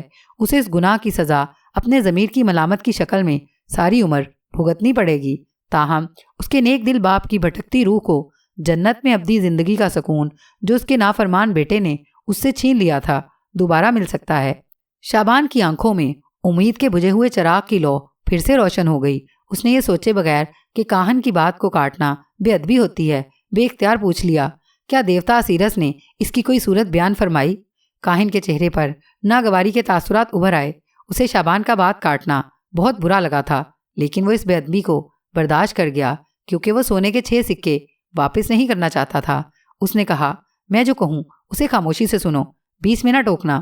دیوتا اسیرس کا کہنا ہے کہ اگر تم کتاب الموت کے سنہری غلاف کو فرعون کے شاہی محل سے لا کر اپنے باپ کے تابوت میں اس کی ممی کے سینے پر رکھ دو تو تمہارے باپ کی روح دوبارہ جنت کی ابدی زندگی حاصل کر لے گی، ورنہ وہ ہمیشہ آسمانوں میں بھٹکتی رہے گی۔ کیا تم ایسا کر سکو گے؟ شعبان ایک دم بولا، میں اپنی جان پر کھیل کر بھی یہ کام کر گزروں گا۔ کاہن نے کہا، یہ مت بھولنا، یہ مقدس کتاب شاہی محل میں سخت حفاظتی پہرے میں رکھی ہوئی ہے اور سوائے رب فرعون کے دوسرا کوئی اس کے قریب نہیں جا سکتا۔ اگر کوئی ایسا کرتا ہے تو رب فرعون کے شاہی محافظوں کو اسی لمحے اس کا سر قلم کر دینے کا حکم ہے۔ شعبان نے کہا، عظیم المرتبت کاہن، مجھے یقین ہے کہ میں کتاب الموت کے سنہری غلاف کو نکال لانے میں ضرور کامیاب ہوں گا، اس کا مجھے یقین ہے۔ کاہن بولا، ایک اور بات دھیان سے سنو، اگر تم اپنی مہم میں کامیاب ہو گئے تو اس مقدس کتاب کا غلاف صرف 7 دنوں تک تمہارے باپ کے تابوت میں رہے گا۔ 8ویں دن تم اسے تابوت میں سے نکال کر تھیبس شہر کے سب سے بڑے چوراہے کے چبوترے پر لا کر رکھ دو تاکہ اس کی تلاش میں نکلے ہوئے رب فرعون کے سپاہی دوسرے دن اسے دیکھ کر خود بخود اٹھا کر لے جائیں اور غلاف واپس مقدس کتاب کے پاس پہنچ جائے۔ شعبان بولا، عظیم کاہن، میں آپ کے اور دیوتا اسیرس کے ایک ایک حکم کی تعمیل کروں گا۔ آپ نے جو کچھ فرمایا میں اس پر پورا عمل کروں گا۔ ایک اور بات، کاہن تأمل کے بعد بولا، یہ دیوتا اسیرس کا راز ہے، اس کو راز ہی رکھنا، کسی دوسرے سے اس کا ہرگز ذکر نہیں کرو گے۔ شعبان بولا، میں اس راز کو اپنے سینے سے لگا کر رکھوں گا عظیم کاہن۔ کاہن نے کہا، اور یہ بھی یاد رکھو، اگر تم نے یہ راز کسی کو بتا دیا تو تمہارے باپ کی روح تو پہلے سے ہی بھٹک رہی ہے، لیکن اس کے بعد تم پر بھی آسمان کے تمام دیوتاؤں کی بددعا نازل ہوگی اور تم مختلف بیماریوں میں مبتلا ہو کر سسک کر دم توڑ دو گے۔ دیوتا اسیرس نے صرف تم پر رحم کی خاطر ایسا کیا ہے کیونکہ تم نیک نیت ہو اور نیک نیتی کے ساتھ اپنے گناہ پر شرمسار ہو اور اپنے باپ کی روح کو سکون پہنچانا چاہتے ہو۔ شعبان نے ادب سے سر جھکا کر کہا، عظیم کاہن، میں اس کے لیے آپ کا اور دیوتا اسیرس کا بے حد شکر گزار ہوں۔ میں وعدہ کرتا ہوں کہ یہ راز کسی کو نہیں بتاؤں گا، اور اگر میں مقدس کتاب الموت کا سنہری غلاف شاہی محل سے نکال کر اپنے باپ کے تابوت میں رکھنے میں کامیاب ہو گیا تو 7 دن گزر جانے پر سنہری غلاف بڑے ادب اور احترام کے ساتھ شہر کے بڑے چوراہے کے چبوترے پر لے جا کر رکھ دوں گا تاکہ کتاب مقدس کی امانت اس کے پاس واپس چلی جائے۔ کاہن بولا، تمہاری رہنمائی کے لیے میں تمہیں اتنا بتا دینا اپنا فرض سمجھتا ہوں کہ یہ مقدس کتاب فرعون کے قصر شاہی کے ایک نیلے کمرے میں رکھی ہوئی ہے۔ یہ نیلا کمرہ محل میں کہاں ہے یہ تمہیں اپنے طور پر معلوم کرنا ہوگا۔ اب تم جا سکتے ہو۔ شعبان اٹھا تو کاہن بولا، اور ہاں، اگر تم شاہی محل میں پکڑے گئے تو تم پر لازم ہے کہ تم رب فرعون اور شاہی محافظوں کے آگے دیوتا اسیرس کا یا میرا نام نہیں لوگے۔ اگر تم نے ایسا کیا تو تمہارا سر تو اسی وقت قلم کر دیا جائے گا، لیکن مرنے کے بعد دیوتا اسیرس کی بد دعا کے اثر سے تمہاری روح بھی جنت کی ابدی زندگی سے محروم رہ کر ہمیشہ کے لیے آسمانوں میں بھٹکتی رہے گی۔ شعبان نے دل پر ہاتھ رکھ کر وعدہ کرتے ہوئے کہا، کاہن اعظم، میں دل سے وعدہ کرتا ہوں کہ اگر میں پکڑا گیا تو میری زبان اپنے سر کے قلم ہو جانے تک بند رہے گی۔ ٹھیک ہے، کاہن نے کہا، اب تم جاؤ۔ شعبان نے کاہن کی تعظیم میں 3 بار سر جھکایا اور حجرے سے نکل کر اپنے مکان کی طرف پیدل ہی روانہ ہو گیا۔ رات کے پچھلے پہر کا وقت تھا۔ صحرائی رات کی فضا میں کافی خنکی تھی۔ وادی نیل کا گہرا نیلا آسمان ستاروں کی جلملاہٹ سے روشن روشن نظر آ رہا تھا۔ اپنے مکان پر آ کر شعبان بستر پر لیٹ گیا اور اپنی اس مہم کے بارے میں گہری سوچ میں ڈوب گیا جو اسے درپیش تھی۔ فرعون کے قصر شاہی سے مقدس کتاب کے غلاف کو نکال کر لانا سانپ کے منہ سے مہرہ نکال لانے کے برابر تھا، لیکن کئی اعتبار سے اس سے بھی مشکل تھا۔ وہ کبھی فرعون کے محل میں نہیں گیا تھا۔ اسے یہ بھی علم نہیں تھا کہ محل میں وہ نیلا کمرہ کہاں ہے جہاں خصوصی حفاظت کے ساتھ کتاب الموت یعنی مقدس کتاب کو رکھا گیا ہے۔ وہ یہ بھی جانتا تھا کہ غلاف چوری کرتے وقت اگر اسے پکڑا گیا تو شاہی حفاظتی دستے کے سپاہی اسی لمحے اس کی گردن اڑا دیں گے، لیکن اپنے گناہ کا کفارہ ادا کرنے اور اپنے باپ کی روح کو ابد تک بھٹکنے سے نجات دلانے کی خاطر شعبان مقدس کتاب کا غلاف نکال کر لانے کا فیصلہ بھی کر چکا تھا۔ ساری رات اسی ادھیڑ بن میں گزر گئی۔ اگلے روز شاہی محل کی کنیز لائکا نے پاؤں کے زخم کی پٹی بدلوانے آنا تھا۔ وہ بوڑھی خادمہ کے ساتھ دن چڑھے شعبان کے مکان پر آئی تو اسے دیکھ کر اچانک شعبان کے دل میں خیال آیا کہ شاہی محل کی یہ کنیز اس کو درپیش خطرناک مہم میں اس کی مدد کر سکتی ہے۔ لائکا ویسے بھی اسے بڑی پسند تھی اور اس کا دل اس کی طرف مائل ہو چکا تھا۔ اس کے ساتھ آئی ہوئی بوڑھی خادمہ کمرے سے باہر تخت پر بیٹھی تھی۔ شعبان نے پہلے کبھی لائکا سے زیادہ بات چیت نہیں کی تھی۔ ایک بار اس نے اپنی محبت کا اظہار بھی کرنا چاہا، لیکن پھر کچھ سوچ کر ایسا نہ کر سکا۔ اب اسے لائکا کو زیادہ سے زیادہ اپنے قریب لانے کی ضرورت تھی۔ اس نے لائکا کی پٹی بدلتے ہوئے اس کی آنکھوں اور اس کے گھنے سیاہ بالوں کی تعریف کر دی۔ لائکا بھی شعبان کو پسند کرتی تھی۔ وہ شرما گئی۔ شعبان کا حوصلہ بڑھا اور اس نے لائکا کے ہاتھ کو اپنے ہاتھ میں لے لیا اور بڑے جذباتی لہجے میں بولا، لائکا، اگر میں تمہیں ایک بات کہوں تو تم ناراض تو نہیں ہو جاؤ گی؟ لائکا سمجھ گئی کہ وہ کیا کہنا چاہتا ہے۔ اس نے انجان بن کر پوچھا، ایسی کون سی بات ہے؟ تم بے شک کہو، میں ناراض نہیں ہوں گی۔ شعبان نے خرطوم کی نازک بدن، گہری سانولی کنیز لائکا کا ہاتھ بے اختیار چوم لیا۔ کنیز نے ہاتھ پیچھے کر لیا اور سمٹ سی گئی۔ شعبان نے کہا، جو بات میں نے زبان سے کہنی تھی اسے میں نے تمہارا ہاتھ چوم کر لفظوں کے بغیر ادا کر دیا ہے۔ اگر تم ناراض ہو گئی تو میں ساری زندگی اپنے آپ کو معاف نہیں کروں گا۔ اتنے میں بوڑھی خادمہ اندر آ گئی۔ بہت دیر ہو گئی ہے لائکا، ہمیں محل میں واپس بھی جانا ہے۔ پٹی بدلوا لی ہے اماں، چل رہی ہوں۔ یہ کہہ کر لائکا تخت پر سے نیچے اترنے لگی۔ شعبان نے اسے سہارا دے کر اتارا۔ بوڑھی خادمہ نے فوراً آگے بڑھ کر لائکا کو تھام لیا۔ لائکا نے اس کے کندھے پر ہاتھ رکھ دیا اور آہستہ آہستہ قدم قدم چل پڑی۔ شعبان اس کے عقب میں تھا۔ جب وہ کمرے سے باہر نکلنے لگی تو اس نے لائکا کو مخاطب کر کے کہا، تم نے میرے سوال کا جواب نہیں دیا لائکا۔ لائکا نے پلٹ کر شعبان کی طرف دیکھا اور ایک شرمیلی مسکراہٹ کے ساتھ کمرے سے باہر نکل گئی۔ شعبان کو اس کے سوال کا جواب مل گیا تھا جو اس کے حق میں تھا۔ شعبان نے لائکا سے اپنی محبت کے اظہار میں کسی قسم کی اداکاری نہیں کی تھی۔ اس نے لائکا سے جو کچھ کہا تھا وہ اس کے دل کی آواز تھی۔ فرق صرف اتنا پڑا تھا کہ جو اظہار محبت وہ کچھ وقت ڈال کر کرنا چاہتا تھا وہ اس نے وقت سے پہلے کر دیا تھا۔ وہ لائکا کے ساتھ مکان کے صحن والے بڑے دروازے تک آیا۔ دروازے کے باہر 2 غلام پالکی لیے کھڑے تھے۔